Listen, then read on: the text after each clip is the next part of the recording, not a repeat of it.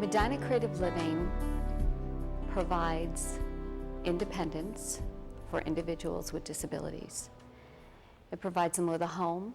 It provides them with a social community. It provides them with a nurturing setting.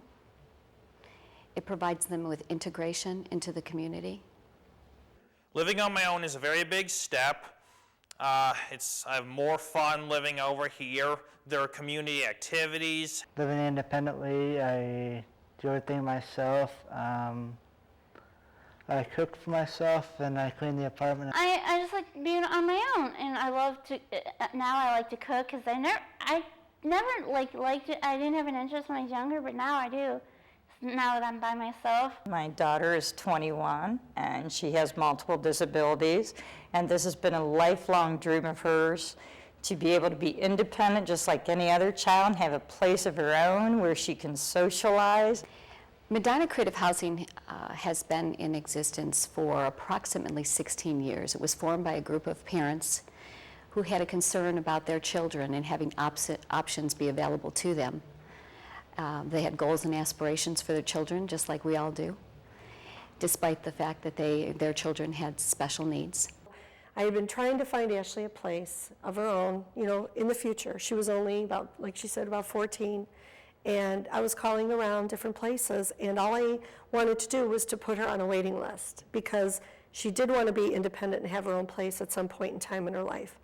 And I thought, well, let's get her on a waiting list, and when she turns, we'll see how she's developed and how far she's come by the time she's 18, whether or not that is an option for her.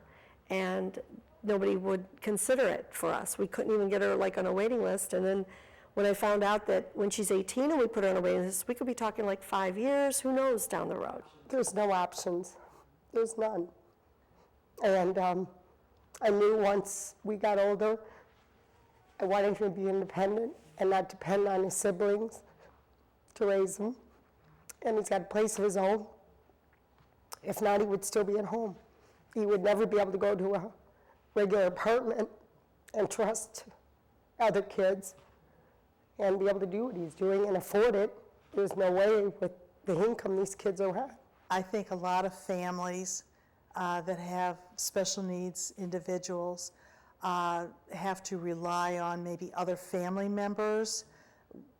At some point we're not going to be around. And they formed a nonprofit group to purchase homes, adapt them, and make them affordable and accessible to individuals in the community who had disabilities. For about 16 years, or actually a little bit less than that, Medina Creative Housing plugged away and developed about a house a year as they could scrape together funding, and bought houses along the way and placed people in these homes in congregate living settings, so 1 to 4 people in a home, usually 2 or 3. Well, before I was living in it's not a group home. Everybody says it's a group home, but it's really not. It's a home that you live with other people, but you have your own place, your private place. And then the kitchen area you share, that's where I shared. That's where I lived in Brunswick and Maxwell Boulevard. And I lived with other roommates. But I had my own bedroom, which I liked, and they had their own bedroom and so on. And she did, for a brief time. She moved out of our home, and her previous home was with a Medina Creative House in Brunswick, and it was a wonderful transition for her. We were never able to offer a single situation, a single living situation, until Medina Creative Living. At that point in time, we had families asking for single living for their individuals, independent living with supports. We weren't able to offer that in our single-family homes. We applied to HUD. We were able to be funded for Medina Creative Living, and we put together what I believe is a very special project, a very special living arrangement. My new unit has an adequate living space, about 500 some square feet for one person. It includes a washer and dryer, refrigerator. It has one living room, 1 bedroom, a kitchen, and some storage closets. Well, they have a community room here, and they have activities every night in the evenings. I have my friends over to watch some games and stuff, and have a cookout, and pretty much that's about it. I have enjoyed coming to activities. They have the socials Monday through Friday nights, which are wonderful for him.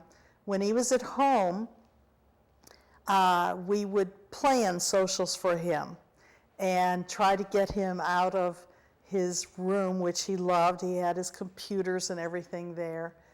And once we got him out, he always enjoyed being out, but he would not be proactive. And now that he has moved in, he has blossomed. He is proactive with asking other residents here to walk places with him.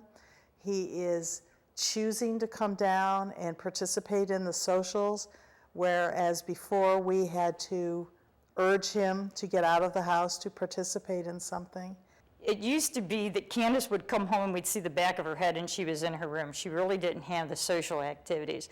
Now we'd come over and she's shooing us out the door. Hey, I'm in Amy's playing, I'm over here doing horseshoes. Go home. So it's really nice to see her making the friends and just really having a wonderful time doing all the social activities. They are so busy here. My husband and I are going, we would love to do that. We tried to make it not only aesthetic, to fit well into the neighborhood, but to make it accessible, be in a residential setting, but make it accessible to everything that the individuals would need, walkable or rollable, to services, supports, recreation, shopping, and I believe that we've achieved that. Like, we go out grocery shop and hang out, and He isn't able to drive, which a lot of these kids are not. He walks everywhere. Well, he's always been a walker, so this is the perfect spot. That worried me too, because before we heard about this, I'm thinking if he ever would move somewhere in Medina, where? How can he walk? Where can he go? What can he do? It's located within convenience of restaurants and stores. Regal Cinemas is right next door. I've already walked to Taco Bell and Mr. Hero with a friend. You can ask for a perfect spot. He walks to pay his cell phone bill. He walks to get a haircut. He walks to grocery shop. He explores everything. And I just heard today that for the first time he asked Matt to walk up to Mr. Hero's and go have lunch with him. And Matt's mom said he would never, ever, for years, 5 years, she would try to get him, even call a friend, talk to him. One Sunday, a few Sundays ago, I just was in the grocery store and I heard Matt's voice, and there he was with a provider, and they were doing his shopping for that week. And it was just wonderful that he could have that kind of independence. I have individuals with disabilities in my own family, and this is a group that I wanted to work on behalf of, to advocate for, to provide opportunities and build hope for. And the individuals that work for me have the same heart that I do for individuals with disabilities. And our goal is to provide the safety, the supports around them, and to help them achieve their potential.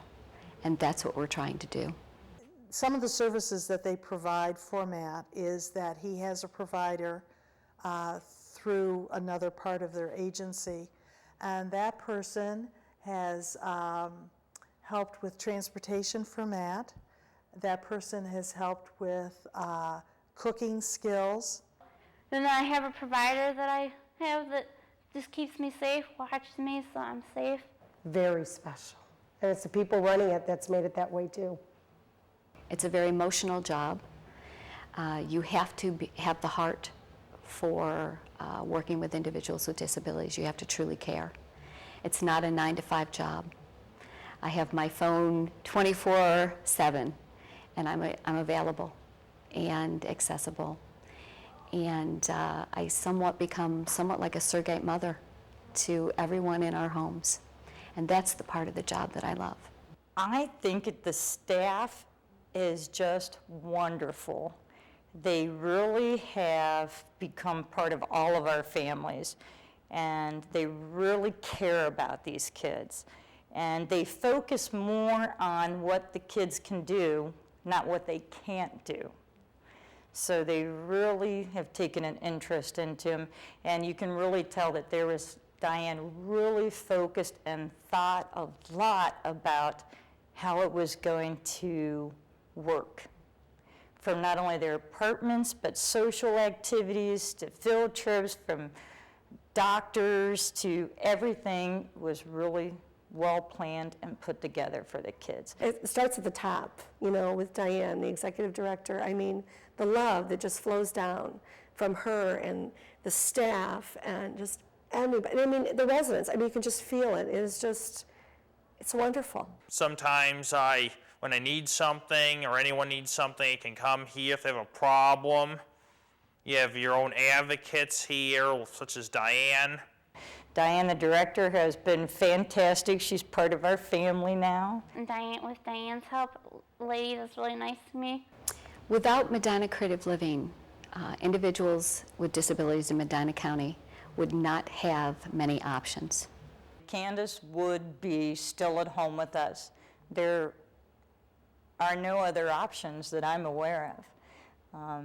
And she would still not be getting all of the things that she needs. Without creative living, and would still be with mom and dad.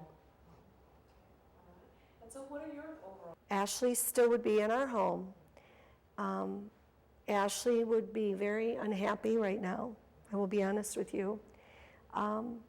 She really was very sad and getting in a rebellious area of her life because she did not understand why she couldn't be on her own and out like her other friends were planning things at the same age as Ashley. She would have been at home, and it would have been very difficult, very, very difficult for us as a family. Without Medina Creative Living, I would probably be living at home like I had been the past 25 years, and I don't know what my future would have been like. She would have never been able to fulfill her dreams. I just honestly believe that would have never happened for her. For a child without disabilities, they can decide where to live. They can go and get an apartment. They can go to college. They can fulfill whatever dreams and aspirations they have. Someone with disabilities, their options are limited or more limited unless there is Medina Creative Housing, Medina Creative Living, providing opportunities for them and building hope for them and for their families, that they can have a full life, that they can have friends, that they can be part of the community, that they can obtain employment, and they can reach their potential and have a full and happy life. And that's what you've seen today. You've seen families that are amazed that their child's been able to do that, and that we've been able to assist them to achieve their dreams.